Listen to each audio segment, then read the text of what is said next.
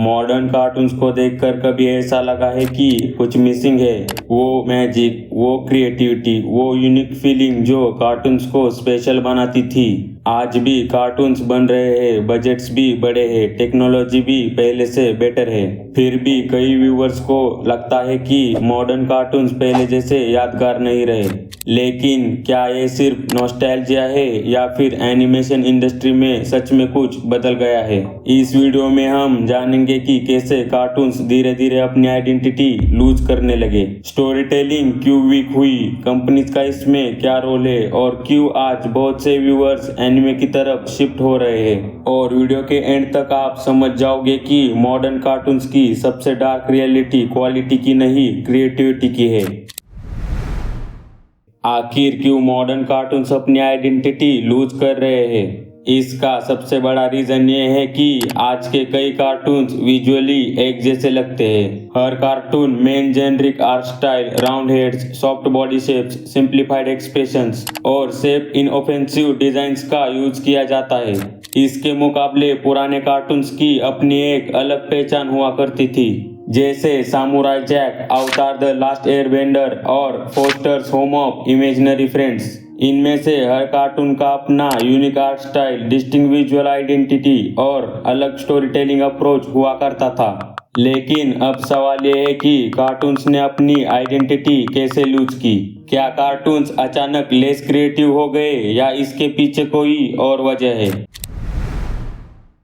Real issue शायद talent की कमी नहीं है, रियल इशू कॉर्पोरेट कंट्रोल है। क्या कंपनीज क्रिएटिविटी को रिस्ट्रिक्ट कर रही है या आर्टिस्ट अपना बेस्ट काम नहीं कर पा रहे?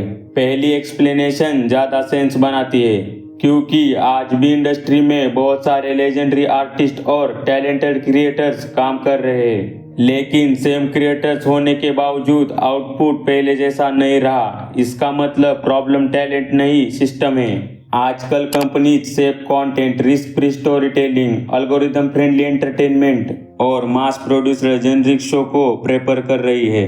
वो इजी कंजम्पशन और फास्ट एंगेजमेंट पर फोकस कर रही है, जिसमें बच्चों को ज्यादा सोचना ना पड़े और वो बस टीवी देखते रहे।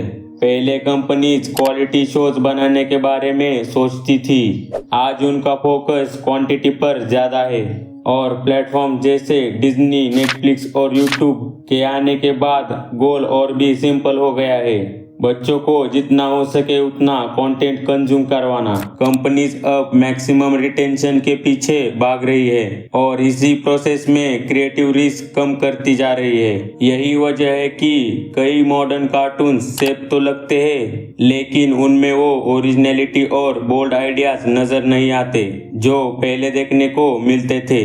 और जब कंपनीज क्रिएटिविटी की जगह सेफ डिसीजंस को प्रायोरिटाइज करती है, तो उसका इम्पैक्ट सिर्फ आर्ट स्टाइल तक लिमिटेड नहीं रहता, धीरे धीरे स्टोरीज उसका शिकार बनने लगती है। मॉडर्न कार्टून्स अक्सर एम्प्टी लगते हैं, उन्हें देखते वक्त वो इमोशनल फील ही नहीं होते जो पुराने कार्टून्स एफर्टलेसली क्रिएट कर लेते थे। ओल्ड कार्टून्स में स्ट्रॉन्ग कैरेक्टर डेवलपमेंट होता था, इमोशनल आर्क्स होते थे, मेमोरेबल विलन्स होते थे और एक्शंस के रियल कॉन्सिक्वेंसेस भी दिखाए जाते थे, जैसे अवतार द लास्ट एयरबेंडर और बेन 10। इवन एपिसोडिक शोज में भी डीपर थीम्स और मीनिंगफुल मैसेजेस होते थे। लेकिन बहुत से मॉडर्न कार्टून्स में हमें रैंडम और डिस्कनेक्टेड एपिसोड्स देखने को मिलते हैं। वही घिसी पिटी रिपीटेटिव कॉमेडी, प्रिडिक्टेबल प्लॉट्स, जहां व्यूअर्स को पहले ही पता होता है कि आगे क्या होने वाला है। कैरेक्टर्स भी अक्सर वन डायमेंशनल होते हैं, उनकी पर्सनैलिटी में ज़्यादा डेप्थ नहीं होती और वो सिर्फ एक ही पर्सनैलिटी के अराउंड घूमते रहते हैं। इसी वजह से ऑडियंस उनसे इमोशनली कनेक्ट नहीं कर पाती। इसके साथ ही कई शोज मैसी नैरेटिव्स का शिकार हो जाते हैं, जहां स्टोरी का फ्लो क्लियर नहीं होता, इवेंट्स और प्लॉट पॉइंट से प्रॉपरली कनेक्ट नहीं होते और कैरेक्टर्स टाइम के साथ इवॉल्व भी नहीं करते। वो ग्रो करने के बजाय बस स्टोरी में एग्जिस्ट करते रहते हैं। लेकिन वीक स्टोरी टेलिंग सिर्फ एक साइड इफेक्ट था, असली प्रॉब्लम तब शुरू हुई जब कार्टून्स का गोल मीनिंगफुल स्टोरी सुनाना नहीं, बस अटेंशन होल्ड करना बन गया। आजकल कुछ कार्टून्स और किड्स कंटेंट क्रिएटिविटी के लिए नहीं बल्कि ऑडियंस को ज्यादा देर तक स्क्रीन से चिपका कर रखने के लिए डिजाइन किए जाते हैं। इसका एक पॉपुलर एग्जांपल है कोकोमेलन। ये channel 3D animated nursery rhymes और चिल्ड्रन सॉन्ग्स बनाता है। इसके वीडियोस में flashy visuals, hyper active pacing, constant stimulation और डोपामिन हेवी एडिटिंग का इस्तेमाल किया जाता है जिससे बच्चों का अटेंशन कंटिन्यूअसली स्क्रीन पर बना रहे। इसका इम्पैक्ट इतना नोटिसेबल हो चुका है कि कई पेरेंट्स मजाक में अपने बच्चों को कोकोमेलन ज़ॉम्बीज तक बुलाने लगे हैं। कुछ यूनिवर्सिटी स्टडीज ने यह भी सजेस्ट किया है कि फास्ट पेस्ड और हाईली स्टिमुलेटिंग कार्टून्स बच्चों के और इफेक्ट कर सकते हैं। ओवर स्टिमुलेशन कभी भी कंसंट्रेशन पर नेगेटिव इम्पैक्ट डाल सकता है। लेकिन इंटरेस्टिंग बात यह है कि पेरेंट्स अक्सर कार्टून्स में वल्गर जोक्स या इनअप्रोप्रिएट कंटेंट पर ध्यान देते हैं, जबकि वीक स्टोरी टेलिंग और क्रिएटिविटी की गिरती क्वालिटी को उतनी इम्पोर्टेंस नहीं मिलती। अच्छे कार्टून सिर्फ एंटरटेनमेंट नहीं देते, वो बच्चों की इमेजिनेशन को इम्प्रूव करते हैं, क्रिएटिविटी को एनकरेज करते हैं और उनके अंदर इमोशनल इंटेलिजेंस डेवलप करने में भी मदद करते हैं। जब कंटेंट का मेन गोल सिर्फ एंगेजमेंट और रिटेंशन रह जाता है तब ये क्वालिटीज धीरे धीरे कम होने लगती है। अब इस पॉइंट पे कुछ लोग कहेंगे कि शायद हम मॉडर्न कार्टून्स को अनफेयरली जज कर रहे हैं। हो सकता है प्रॉब्लम कार्टून्स में नहीं बल्कि हमारे नॉस्टैल्जिया में हो। अब यहाँ कुछ लोग कहेंगे कि तुम बस नॉस्टैल्जिक हो, आज भी अच्छे कार्टून्स एग्जिस्ट करते हैं। और हाँ, ये बात बिल्कुल सही है, आज भी कुछ जीनियसली ग्रेट कार्टून्स बन रहे हैं। लेकिन ये आर्ग्यूमेंट एक इम्पॉर्टेंट पॉइंट मिस कर देता है। अगर 50 कार्टून्स में सिर्फ 5 ही ऐसे हैं जो ट्रूली मेमोरेबल है तो बाकी 45 का क्या? एक इंडस्ट्री को उसके बेस्ट एग्जाम्पल से नहीं बल्कि उसके ओवरऑल आउटपुट से जज किया जाता है। इसलिए प्रॉब्लम ये नहीं है कि अच्छे कार्टून्स एग्जिस्ट नहीं करते, प्रॉब्लम ये है कि उनकी क्वांटिटी पहले के मुकाबले बहुत कम हो गई है। जब ओरिजिनलिटी रेयर हो जाए, मेमोरेबल कैरेक्टर्स एक्सेप्शन बन जाएंगे और क्वालिटी शोज भीड़ में खो जाएंगे तो ये सिर्फ नॉस्टैल्जिया का इशू नहीं रह जाता, ये इंडस्ट्री के डिक्लाइन का सिग्नल बन जाता है। लेकिन अगर ये सिर्फ नॉस्टैल्जिया होता तो फिर इतने सारे व्यूअर्स कार्टून को छोड़कर एनिमे की तरफ क्यों जा रहे हैं? बहुत सारे व्यूअर्स एनिमे की तरफ जाने लगे क्योंकि वहाँ इमोशन ज्यादा गहरे थे, स्टोरी टेलिंग ज्यादा सीरियस थी, कैरेक्टर्स वक्त के साथ ग्रो करते थे और स्टेक्स भी काफी हाई होते थे।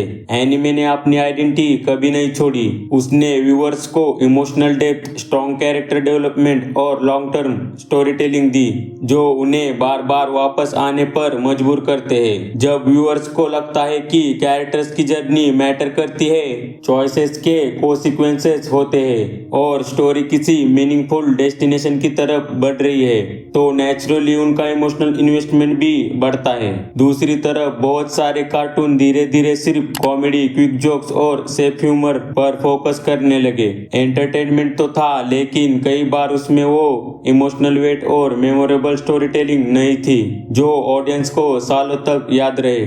इसी वजह से कई व्यूअर्स को एनिमे में वो चीज मिली जो वो कार्टून्स में ढूंढ रहे थे, एक स्ट्रॉन्ग आइडेंटिटी, इमोशनल कनेक्शन और स्टोरी जो उन्हें लंबे समय तक याद रहे। एनिमे की पॉपुलैरिटी एक इम्पोर्टेंट क्लू देती है, ये बताती है ऑडियंस को आज भी स्ट्रॉन्ग और मेमोरेबल कैरेक्टर्स चाहिए। तो फिर मॉडर्न कार्टून्स को एग्जैक्टली क्या हुआ? मॉडर्न कार्टून्स अब सिर्फ बच्चों को इंस्पायर करने के लिए डिजाइन नहीं किए जाते। कई शोज आज यादगार स्टोरीज क्रिएट करने के लिए नहीं बल्कि अटेंशन कैप्चर करने के लिए बनाए जाते हैं और शायद यही मॉडर्न कार्टून्स की सबसे डार्क रियलिटी है, क्योंकि कार्टून्स कभी भी सिर्फ बच्चों के शोज नहीं थे, उन्होंने पूरी जनरेशन को क्रिएटिविटी, इमेजिनेशन और वंडर का एहसास दिया था। उन्होंने बच्चों को सपने देखना, नए आइडिया सोचना और दुनिया को अलग नजरिए से देखना सिखाया था। प्रॉब्लम ये नहीं है कि सारे मॉडर्न कार्टून्स बुरे हैं, असली प्रॉब्लम ये है कि ओरिजिनलिटी धीरे धीरे रेयर होती जा रही है और सेफ कंटेंट क्रिएटिविटी की जगह लेते जा रहा है। और जब क्रिएटिविटी की जगह अल्गोरिदम्स डिसीजंस लेने लगे तो कंटेंट शायद सक्सेसफुल तो बन सकता है लेकिन मेमोरेबल नहीं। जब तक कंपनीज क्रिएटर्स को ज़्यादा फ्रीडम नहीं देती और नए आइडियाज पर रिस्क लेने के लिए तैयार नहीं होती, कार्टून शायद धीरे धीरे उसकी मैजिक को खोते रहेंगे जिसने पूरी जनरेशन को उससे प्यार करने पर मजबूर कर दिया था।